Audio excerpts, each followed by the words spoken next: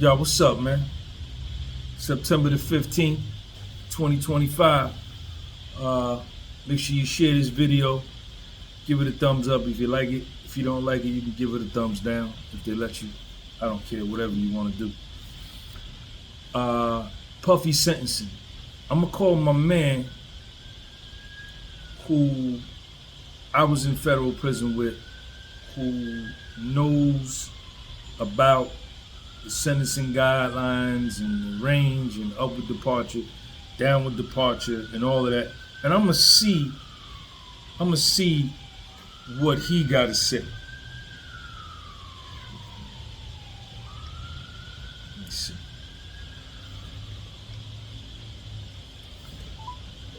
So this is unannounced. He don't know that I'm calling him. Johnny Shine, what's going on? Yo, Black. What's happening? What's going on, man? Listen, you know I've been covering the Puffy trial joint. Right.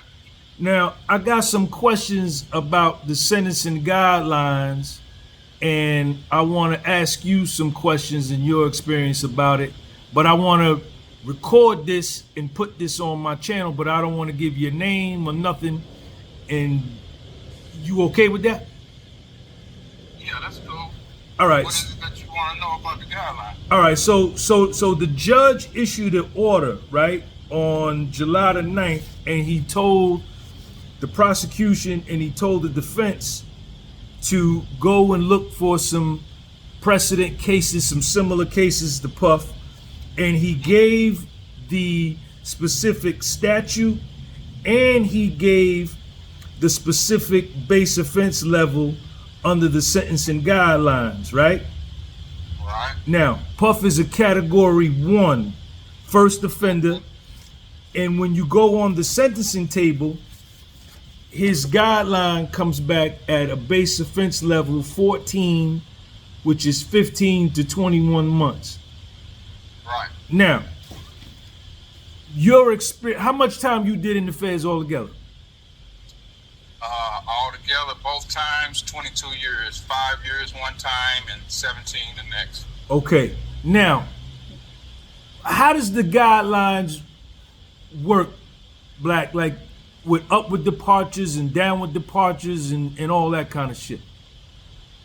Okay, so for any deviation from the guideline, the judge is going to have to articulate his reasoning for departing from the guidelines. Okay, he can't just depart from the guidelines for no reason at all. Okay, and it's very difficult for him to depart because they have to have these stringent rules that they have to follow when they depart. Okay, I'll give you an example. In my case, my guideline, the top of my guideline range in this last case was 262 months, which was approximately 22 years, okay? Now, the judge in my case felt like, no, this is not enough time. He wanted my guideline, he wanted my guideline to be 30 to life. That's what he said he felt was appropriate in this case. Then he said, however, I cannot impose such a guideline just based on my seat of the pants observation and my feelings. I must have some concrete evidence and reasons to impose a sentence outside the guideline. Because when he first started talking about going outside the guideline, I was thinking that he was gonna go outside the guideline in my favor for a lower sentence. A downward departure. A downward departure. But no, he wanted an upward departure, but he didn't have enough ammunition. And he looked at the prosecutor like, bitch, why you didn't give me some ammunition to load my gun with? Because I'm trying to kill this Negro. He did. in the case that you're working on, I don't think there will be any reason for the judge to depart from the guidelines to an upward departure. Now, Black, what would be some reasons a judge would do an upward departure, like based on criminal history or what goes on in the commission? Well, the criminal history is already factored in when you take into consideration the criminal history score and the so he's already at a 0. Okay, 0 to 1. He's already at that first, because he has no criminal history points. Right. So he's already at that first level. So he couldn't go one way or the other based on that. There are aggravating circumstances that would, in effect, give him a license to go outside of the guideline. Say it was underage people involved, okay?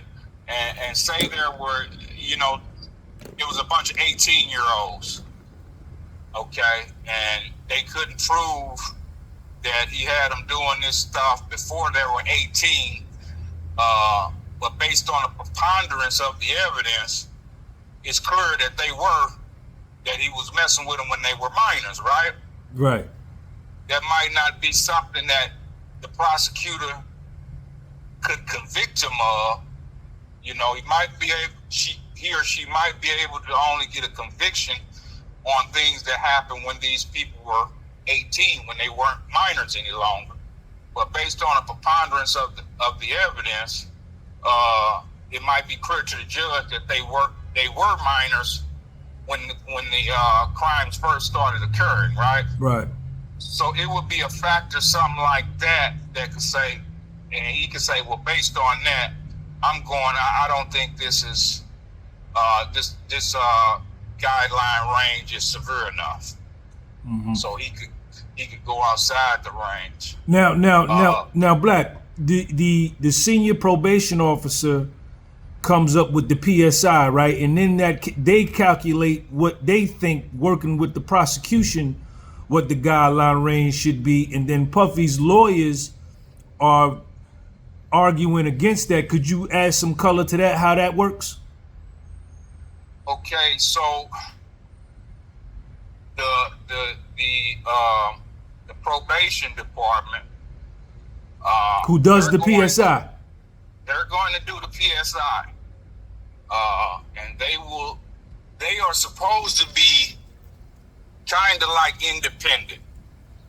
Okay, so they supposed to be kind of like independent and give their findings to the judge to help in making the final determination on sentencing range, on the guideline range. The criminal history score is something that 90% of the time is just cut and dry. Either you got the criminal history points or you don't. Right. So there's really very little to argue in terms of criminal history score. Now, offense level, there can be aggravating or mitigating factors that would affect the offense level. Like you just discussed about if, and this is hypothetically, there were minors involved. Right. Or if there were other what's considered vulnerable victims, like elderly, mentally handicapped individuals, stuff like that. If these types of victims were involved, that could be an aggravating factor and potentially raise the offense level. They could add more points to it. But in this situation, these were all consenting adults. These were all consenting adults with no outward deficiencies. They weren't elderly. They weren't disabled. They weren't minors. Okay, so I believe he has a better shot of a downward departure than an upward departure, because I haven't researched the case, but I do believe that the government will be hard pressed to find a case where a prostitution case where the only defendant was the trick, you know, Right. the guy buying pussy. Right. That's the only defendant in this. And then to find that case, and then find a situation where a judge actually sentenced him to prison with no criminal history, no previous criminal history, is really gonna be tough, you know. So I'm sure his lawyers are aware of that, and I'm sure they say they've combed the records to try to find such a case, and it probably does not exist. Right. You know, right. Especially in that district in New York. So they're gonna start looking at the cases in that district first, and then they're gonna fan out to other districts to try to find a case like that. And I think when they come to court, they're gonna be like, hey, there's no other instance where someone was sentenced to prison for this offense that was not profiting from the prostitution. Right. That was merely a participant, merely tricking off paper. And filming. Right. And wasn't making any money off the filming. You know, all along they were implying that somehow there was some blackmailing going on and this, that, and other, but they never came across that. They never brought that to the record. Right. You know, so now, Black, let me ask you a question. The PSI, with the time you did in the joint, right? How is cooperate? How does the 5K1 and cooperation and all of that work? And how important is it? How important is your paperwork in some of the spots that you was at? I know where me and you was at in Morgantown, it wasn't a big deal, but could you talk a little bit about that? And well, okay, so with the 5K1s and the rule, what is it? 35B and proffer agreement. Yeah.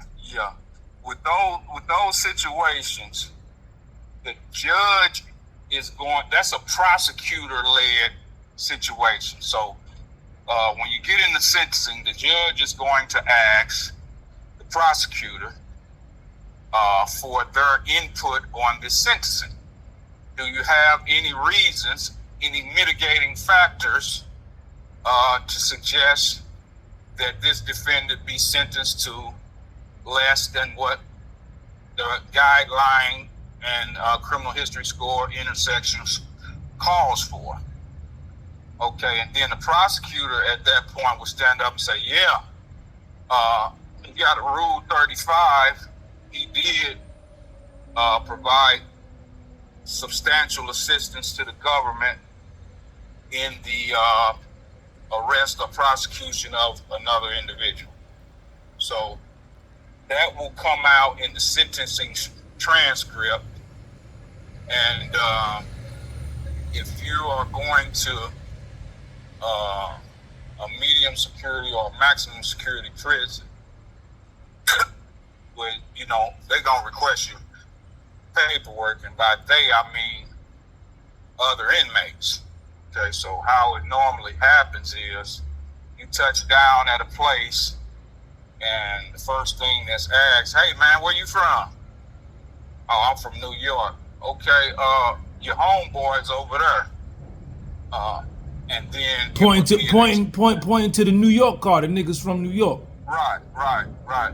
Your homeboy's over there. So then it would be incumbent upon the New York car to check your paperwork and put the stamp of approval on you.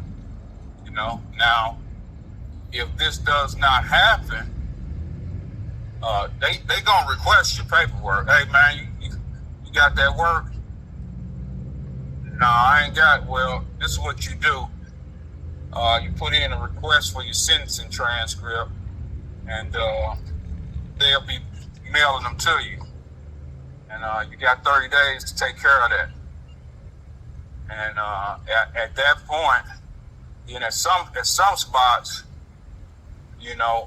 when they come, when those sentencing transcripts come, you get it at mail call.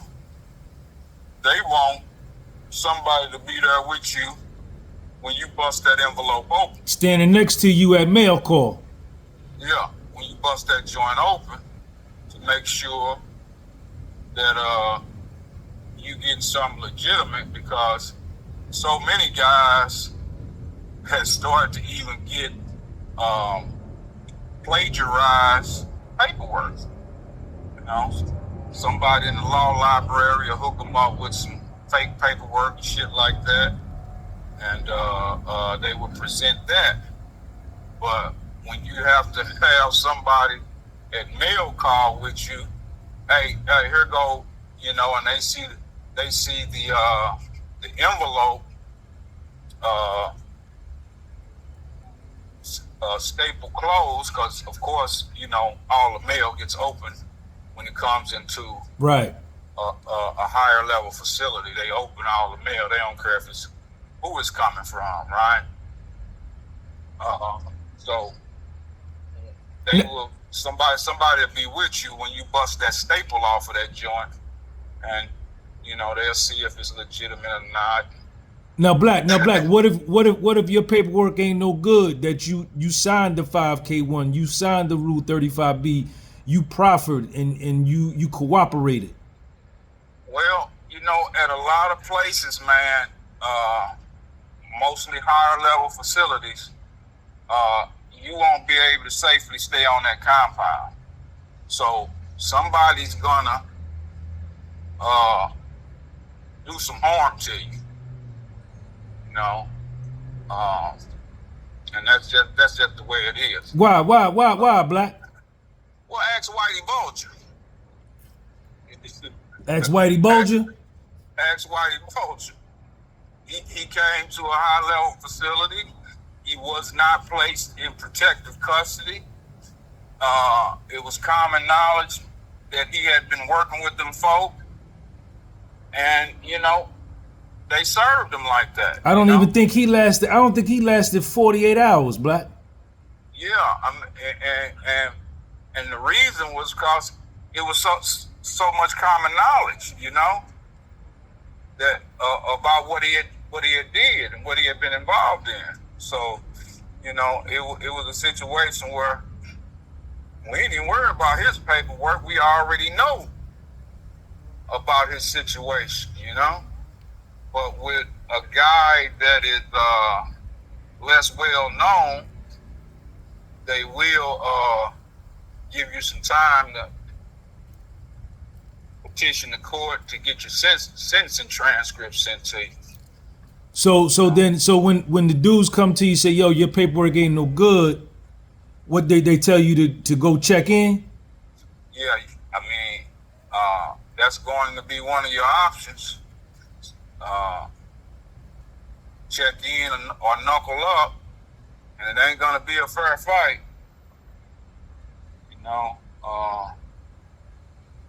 So if you check in, then they gonna ship you to another prison.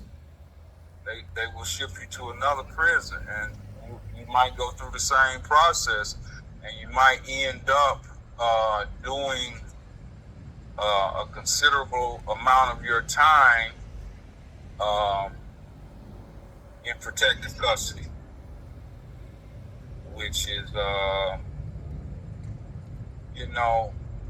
depending on the type of person you are, protective custody ain't a good way to do your bit, Why, black? You're locked up 23 hours a day. You're gonna be in a cell by yourself. for 23 hours a day, every day for the rest of your bid. You know, and like I say, depending on your level, your security level within the BOP, you know, it takes years for those security levels to get broken down. Right. And so, you know, you might be in a situation, depending on how much time you got, you might be in a situation where it's going to take you 10 years for your security level to be broken down to the point where you are eligible to go to a low-level facility. And if you get to a low-level facility, you're probably going to be okay, you know? Right. And then if you get to a minimum level facility, you're definitely going to be okay. Right. You know, like somewhere like Morgantown, you're going to be all right there. Right. You know? Now, Black, and I already know you didn't cooperate in your case, did you? No, I didn't. Why not? Well, you know, it's You was facing 22, man. 22 calendars, man. It takes a certain type of person to cooperate. There is a great deal of selfishness that's needed, and there's a great deal of cowardice that's needed. You know, those are the two ingredients that you can find in any cooperator. This motherfucker is selfish and cowardice, you know. Right, but I'm Black, I'm nigga, not either one of those. you not either one of those? No. So, and it's universal, man. If somebody is told they heavy on one of them two traits, they might be heavy on both of them, man. You know? But black niggas don't be wanting to do all that time, man. That'd be a lot of time, man. Yeah, I know they don't. No, they don't. I didn't want to do it either, but you know, once you get jammed up, and you fight your case, and you don't win, in my opinion, that's all that's left to do. Is do that bit, you know. No matter how much time it is, you know, you gotta put your head down and do that bit the best that you can, you know. No one wants to be away from their family. No one wants to be deprived of liberty for that long. None of that shit. But, you know, there's no other recourse for somebody that's not selfish and that's not a coward, and somebody that disdains those characteristics. There's no other recourse, you know. Because I mean, if me and you engaged in some criminal activity together, there's at least a non-verbal implication at the very least that we won't tell on one another, you know. Right. So,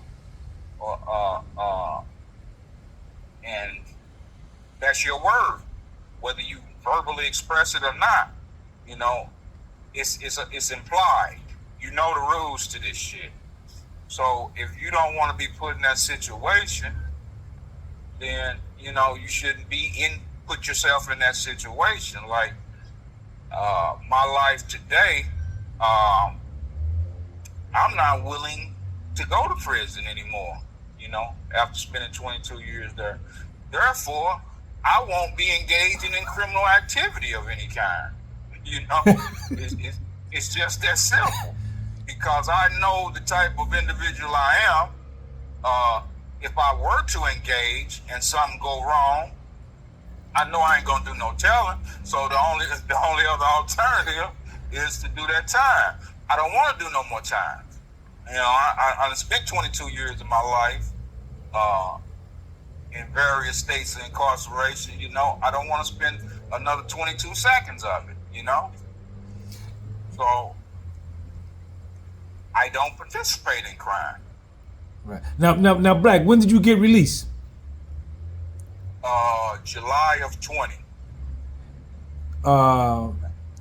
You changed your life around? Absolutely. You got a job? Do you work for a company, or what's going on with you? Well, I started my own business, and I've been working that and doing pretty well, fortunately. And I'm just more or less a workaholic at this point. I'm at work right now. You don't fuck with crime no more, Black? I ain't gonna do no crime. I'm just not gonna do it. When I first came home, I was presented with opportunities, but it wasn't even a hard decision to make. It was like absolutely not. And I have not been even tempted to get back into any kind of criminal activity or criminal enterprises. Yeah. It's So just go ahead. Black, when you caught your last bid, you did 17 years, right? Yes, sir. You was in your 30s when you caught it? Yeah, I was 38. And how old were you when you got out of prison? 55. So, the one thing, one of the positive things that doing all that time did for me was my physical fitness and my patience, and the ability to set goals and work to achieve those goals. Okay, that's what everyone should get out of prison. Out of that time. Okay, you in there, you can work on any mental or emotional problems that you have. You can work on your body. You can come out of there in tip-top shape. And it's a lot of guys' first experience with any kind of goal setting. On the weight pile, I sure would like to be able to bench 315. Okay, well, it's a path to doing that. You just don't come out there the first day. So, they learn how to set that goal And work toward it. And work toward it. And it might be 2, 3, 4, 5 years. But you don't have any distractions that will prohibit you from working toward that goal. So you work toward it, and then lo and behold, you find out this kind of thing works. Goal setting and whatnot, it works.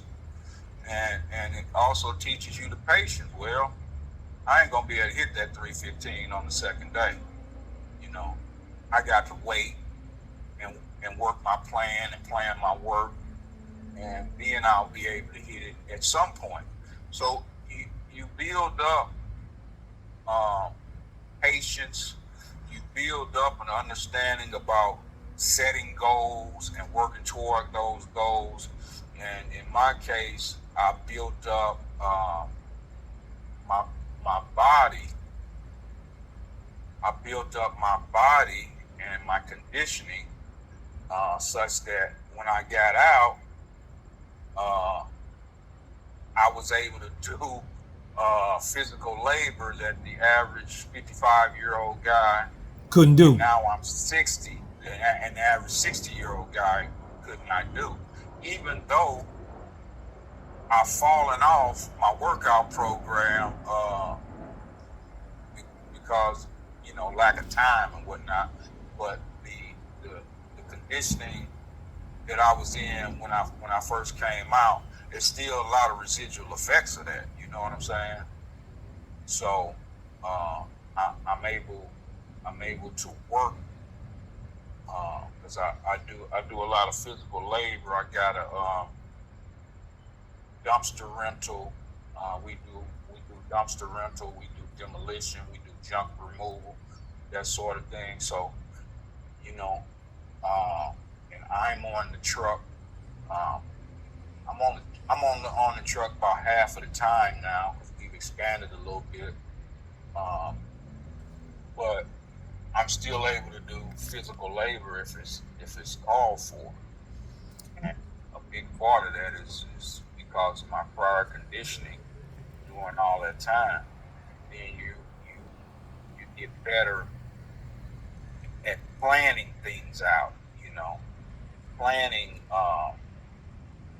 situations with your business, and then the patience to work a plan. You develop that, and that's something that prison tends to develop in people that want to get better and go forward. The patience to work a plan and the understanding that you must plan your work, So, and then, and one saying that I found to be true, hard work always pays off for anybody who will work hard. It's not just for some of the people, and not for others. No, if you put in hard work, you're gonna see a payoff. And all you gotta do is keep putting in the hard work. The payoff is coming. Yo, Black, how much money you had to your name in your pocket when you got released? None. Okay. After 17 years, trying to do what you can for your family. At the time, I had 2 children, so every dime that I had went basically towards them. Towards trying to help my family out. So Now, when I got out, I didn't have a dime. I had to start from scratch, which is cool. Now, that was 5 years ago? Yeah, that was about 5 years ago. What kind of numbers is your entrepreneurial endeavor doing now, if you feel like discussing that? But they don't know your name or nothing like that. Well, just in cash and receivables, I'm up around 100 right now. And then 100,000? Yeah. And then I have about 150, no, a little bit more than that, about $170,000 worth of equipment that's probably about one half paid off. So I've been able to make progress. How many trucks you got, Black? I got 3 right now. And some dumpsters? Yeah, and dumpsters to go with them. How many dumpsters? 4. 4?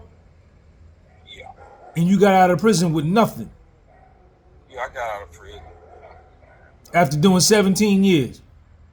17 years. Of course, it's very difficult.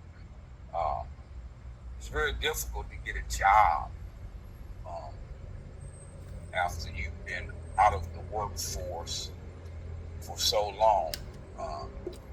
And I was out of the workforce. I did 17 years, and I was out of the workforce for about 4 years before I had went in. So when I touched down, I'm like 21 years out of the workforce. Legitimate workforce, that is,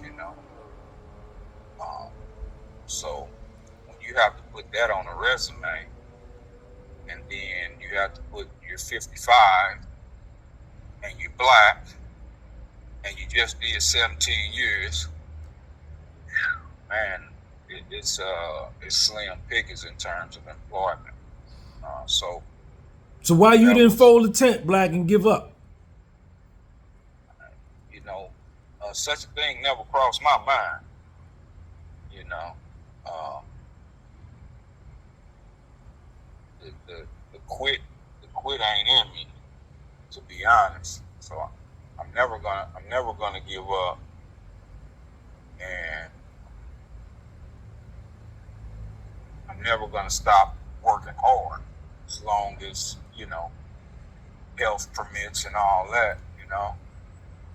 But Black, check it out though, Black. You a black man in America, convicted felon, 17 years. Why you didn't sit down? Why you not blaming the white man for your problems, and you still succeeding, and you have people that don't have a criminal history, never been to prison, and you have ran past them like they was standing still. How do you add some color to that? How do you rationalize that, man? Well, I'm gonna tell you, Sean. There are people have different abilities, desires, and skill levels. All of that, man. Because you can't say if I can do this, then anybody can do it. Okay, you just can't say that, because think of something like you sitting down and you watching the Olympic Games or something, and you see a guy that's 160 pounds, and you see him snatch 300 and some pounds over his head. Okay, so right. That's possible, but can you do it? No, you can't do it. And he's trained himself to be able to do that. Now, and then when you look at society, okay, and you look at it from a standpoint of you see stories. I see stories all the time where people have overcome tremendous odds, man. They probably had a very bleak beginning. They might have been in abusive situations, and you say, my God, how did this dude make it? I don't think I could have made it in such a situation. And that's the way it is, Sean. Everybody cannot make it in such a situation. And when you pile in the statistics and the numbers, in terms of poverty and racism and all that, we all don't beat that.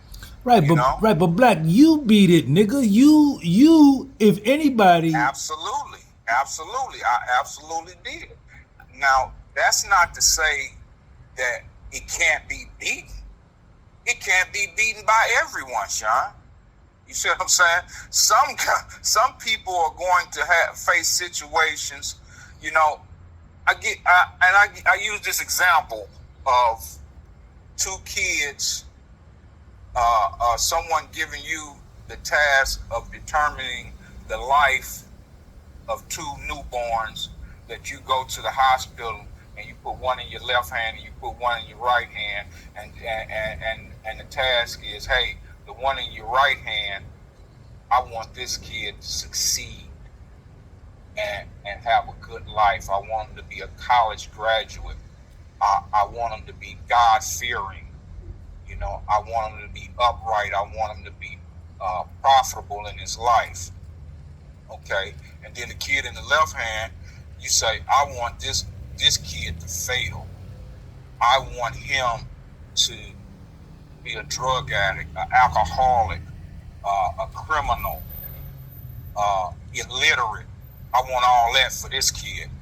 And the only input that you have is you can take these kids, each one of these kids, to any environment, to any parent that you want, and place them with that parent. Well, the one that you want to turn out swell, okay, you're gonna find a couple that's in their 30s, that's college educated, that's doing well financially, mature, loving marriage, church, synagogue, or mosque going people, and you place that child with them. And the other one, you're going to do just the opposite. I'm going to find the most drug-addled, violent environment that I could think of. And I'm going to put this child in that environment. Okay, now, you check back 20 years, you might get a surprise. You see what I'm saying? Right. The child that had all the advantages might turn out to be fucked up. And the child that had all the disadvantages might turn out to be a great person.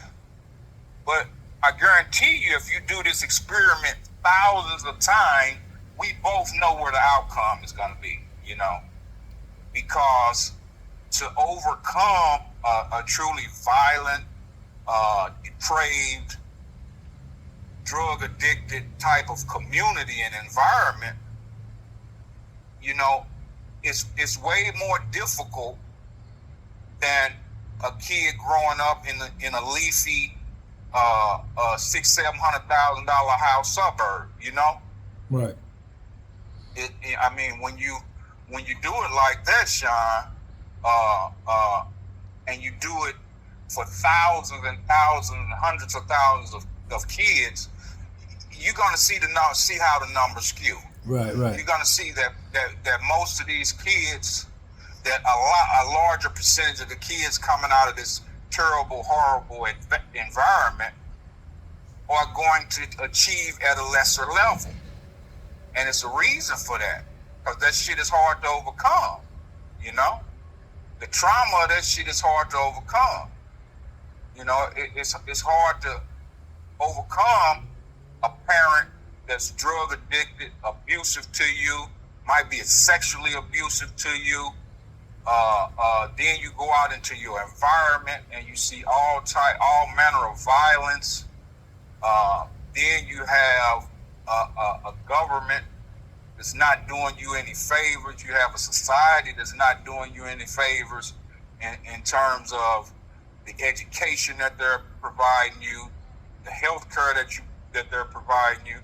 You got all that working against you, you know. Your water that you're drinking might be fucked up. You know, the school that you're going to might be fucked up.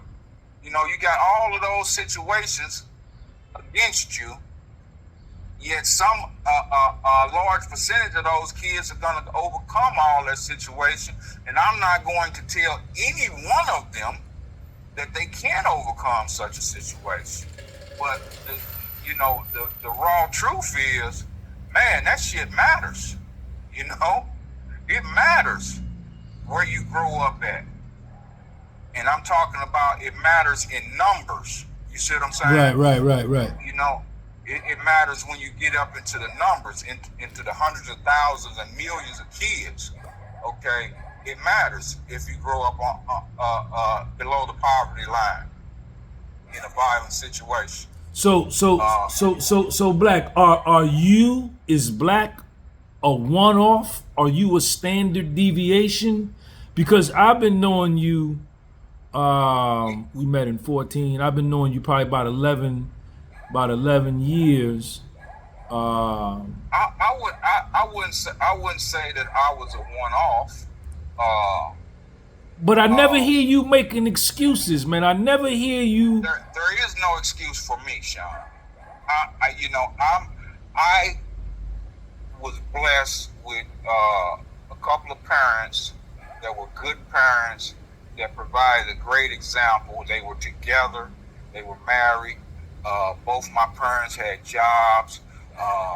They raised me the right way. I didn't get out in the streets until I was 17, 18, when I started to be able to make my own bad decisions instead of listening to their good advice, you know. So I was able to go to college. I had a college degree. I have a bachelor's degree. So my situation is somewhat different. I still came from that inner city environment that shows you things that uh, you wish that it didn't show you, because when I walk out my door and I'm looking for successful entrepreneurs, Examples. yeah, I'm looking for successful examples. I'm seeing dudes that's in the game, Sean. And I'm looking at these dudes and I'm judging these dudes, and I'm like, I'm way smarter than that motherfucker. You dig? I'm way tougher than that motherfucker. So, and he's got this. Oh, I could have that and more. And that was the case with me. I had that and more than the dudes that were around me. You see what I'm saying? But, had I come from an environment where I was seeing another form of entrepreneurship displayed, then, maybe I would have went a different route. But, it is what it is. I'm not blaming anybody else for my bad decisions and my shortcomings. I'm not blaming anybody for that. Why you don't blame the white man, Black? Well, in a sense, it gives him too much power. Now, I realize the power that he has, and I realize the evil that's been done to the black community as a whole in this country from 1619 on up. You got to take that into consideration. But at the same time, you take it into consideration, you got to know that you got to keep moving. Yeah, it's a bunch of bullshit that I shouldn't have to deal with, and it's still that way now, Sean. I'll give you an example. Last week, we rented a dumpster to someone, right? And they put, I don't know how many gallon-sized jugs of motor oil in this dumpster, and then they placed a lot of stuff on top of it, and my driver didn't really see it, right? And he took that load to the transfer station, and when he dumped, oil got all over the floor of the transfer station. Now, we are supposed to be fined for such a thing, right?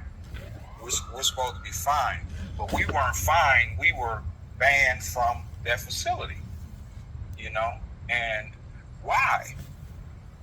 Were we banned and others can pay a fine? Well, I already know why.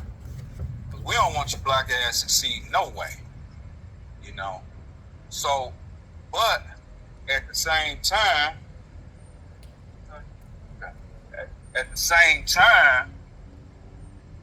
we shouldn't have been banned from the situation at all. We should have been fined like everybody else, but at the same time, we ain't gonna quit. We just gonna find another way, and that's what all of us as black people we gotta do. We gotta find another way. Do you think niggas cry too much, Black, and whine and cry too much and blame and make excuses and blame the white man for their circumstance? Hey, Sean, I gotta get this call. I can hit you right back though. All right. All right. All right.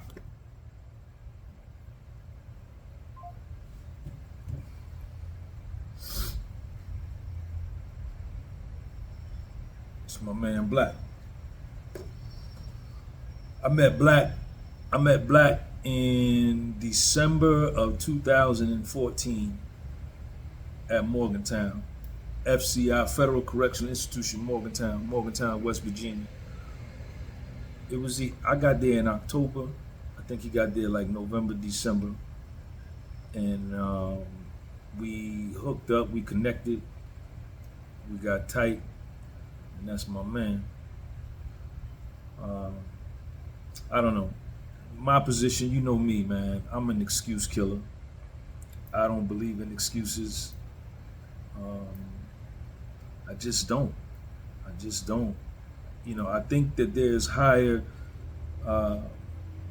higher mental chambers of the mind, um, higher levels of perseverance, higher levels of resilience, um, deeper reservoirs of stick to itness, don't quit itness. Um, but and really just me, I just believe, man. Just my arrogance and my conceit and my confidence, man, and my belief in myself, and me just looking at the 8 billion people on the planet and saying, like, man, I'm probably better than most of y'all. And I'm talking to all 8 billion. And I get up and I go. I visualize what I want to happen. I think about what I want, and you know, that's how I live. You know, I got out of prison with $1,400, well, 1,900, and then my car wouldn't start, my truck wouldn't start the first day. It was a snowstorm. It was a blizzard, about 2 feet of snow. I had to get it towed to the Honda dealership. That cost me about 500, so I was down to 1,400 after having had a net worth in excess of 1.2 million. As a licensed real estate broker, $400,000 a year income, 9 rental properties, $84,000 a month rental income to me, $330,000 tax return business income every year, and I lost it all and went to prison. I didn't cooperate. I didn't. My paperwork is good. I didn't rat, and I got out and I started all over again. I got out at 47. I got out at 47 years old and started all over again. Cleaning windows,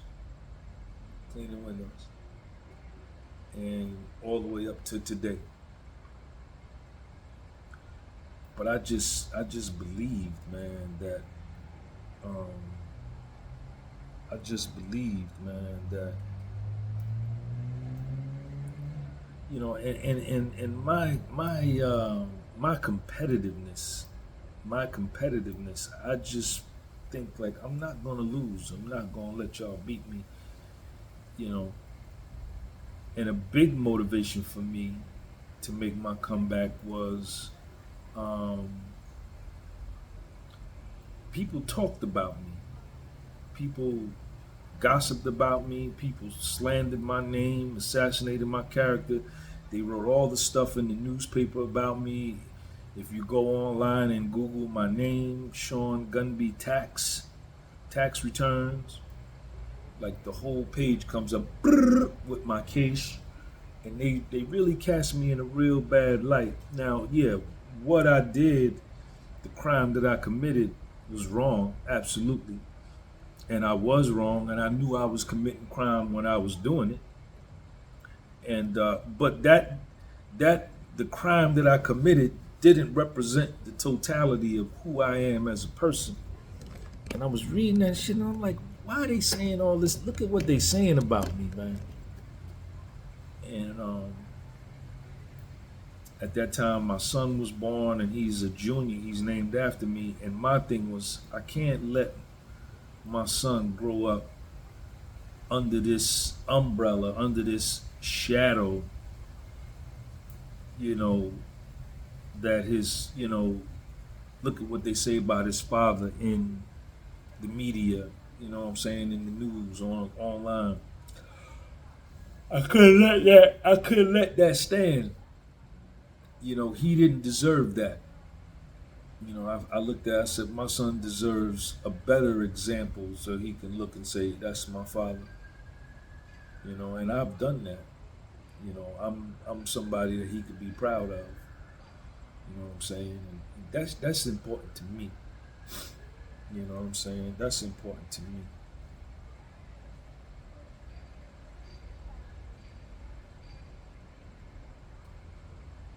Um, but I don't blame the white man for nothing in my life, man. I'm just not that kind of nigga, man. I think I'm better than him anyway. I think I'm better than all 8 billion people on the planet. I think I'm better than everybody. That's how I think. That's how I speak. That's how I view situations. I view every situation as something that can be overcome. I view every adversity as something that can be managed and overcome. That's who I am. That's why a lot of times, you know, people come on my channel in the comment section and you talk to people, man, and all they do is blame the white man for this, blame the white man for that, blame this one for that, blame their husband for this, blame. I don't want to hear it, man. I have no interest in hearing any of that, you know, because I went through some real adversity, man, real adversity, and overcame and came through. Let me see if my nigga Black gonna call back.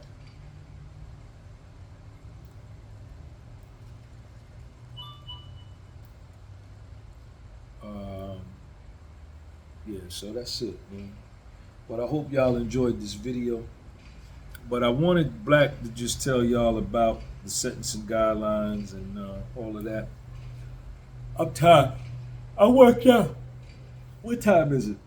It's 10 minutes after 1, and I've worked out 2 times already. Y'all heard what Black said about the physical fitness part? That's the key. That's the key.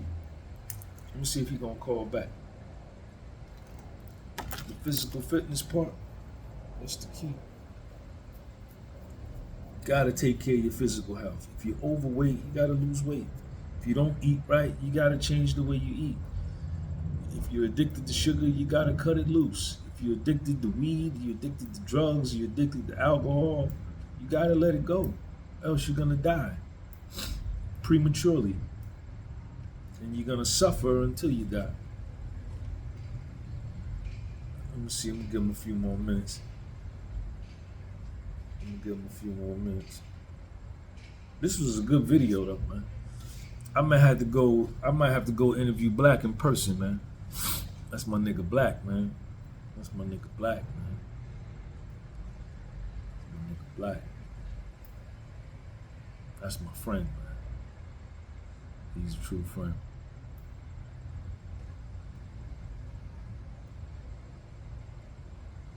Y'all make sure y'all follow me on Spotify, man. The podcast was sold. Follow me on Instagram. The podcast was sold. And TikTok. The podcast was sold.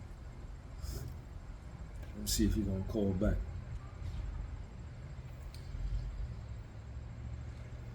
I'm fasting right now. It's 1 o'clock. The last time I ate was last night. Oh man, I had a bowl of cereal around 10 o'clock. Where Luna at? Where Luna? Is Luna, did we lock her in the closet? We might have locked her in the closet. Let's see where Luna at. She might be asleep though. Is she in the closet somewhere? Cause Luna, yeah, she was in the closet. Look, there she go. Look.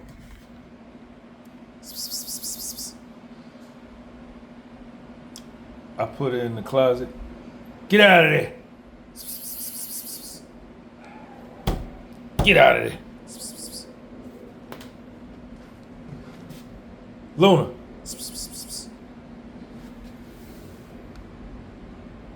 Luna.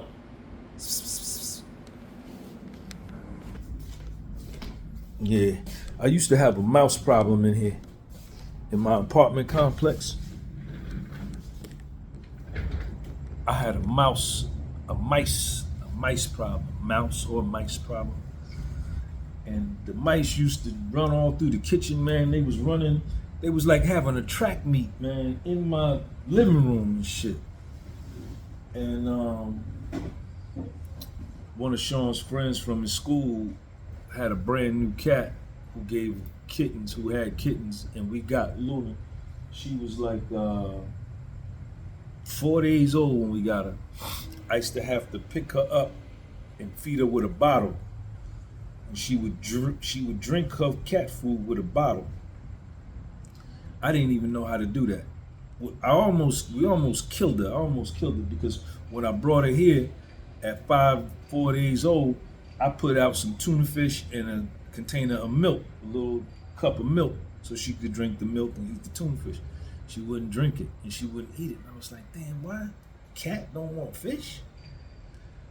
So I think I was talking about it on my live, and somebody from the comment section said, Sean, you got to get her some kitten milk formula or some shit. So I went over to the pet store, Petco, and they said, yeah, you got to feed her this, and you got to put it in a bottle, and heat it up, and all that. So that's how I, and she used to eat it when I was feeding her with the bottle like a baby. And she started eating, and then she got stronger and stronger until she became big, and now she eats regular food. But since she came, I ain't seen no mice in here, not one mouse. The mice were eating holes through my bread and shit. They were eating my cookies on the table, eating right through the plastic. They was running all through here, but I don't see them no more now.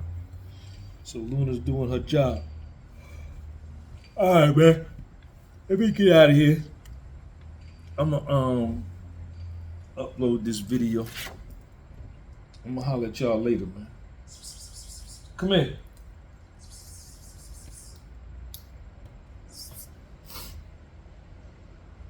Let me see if Black.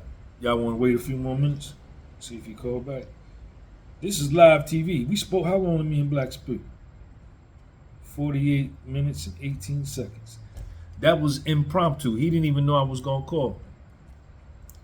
But I wanted y'all, the reason I did this video is because I wanted y'all to see and hear about the sentencing guidelines from somebody who has been in the federal system. You see, did 22 years, did 2 separate federal bids. So now you have it. So it looks like Puff is gonna be coming home when he goes for sentencing.